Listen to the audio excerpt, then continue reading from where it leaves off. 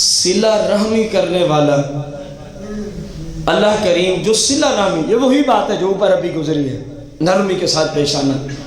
اللہ کریم اس کو عرش اعظم کا سایہ بھی عطا فرمائے گا، اور فرمایا اللہ کریم اس کی روزی میں بھی برکت عطا فرما دے گا۔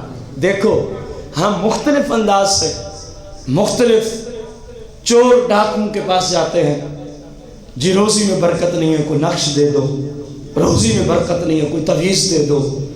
وہ جس کے منہ سے بدبو ہے بھنگ کی، شراب کی، چرس کی، وہ تیری روزی میں کیا برکت دینے کے لیے تجھے نقش دے سکتا ہے؟ خدا کا خوف کر، پہلے سوچ لے۔ اور ایک جانب یہ جھوٹے 2 نمبر پیر ہیں روزی میں برکت دینے والے، اور دوسری طرف مالک کائنات تاجدار انبیاء کی حدیث کہی ہے، بتا تقاضا عقل کا ایمان کا کیا ہے؟ ان کے نقشوں سے روزی میں برکت آئے گی یا سرکار کے حکم سے آئے گی؟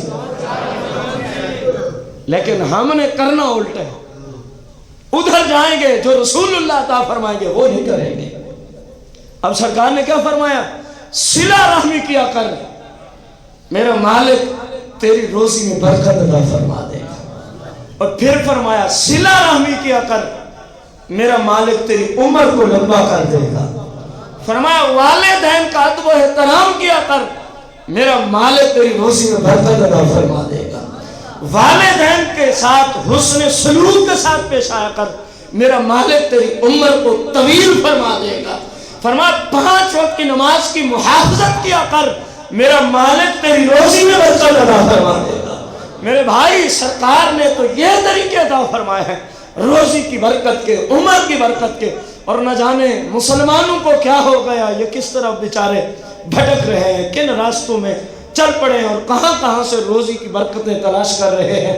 حالانکہ برکت تبھی ہوگی جب آقا کریم کی حدیث پہ عمل ہوگا، کیونکہ یہ ناممکن بات ہے کہ سرکار کوئی علاج عطا فرمائیں اور بندہ اسی کام کے لیے اسی وظیفے اور علاج کو کرے اور وہ کام نہ ہو، یہ ناممکن ہے، کیونکہ آقا کریم کی زبان سے کبھی بھی کوئی غلط جملہ نہیں۔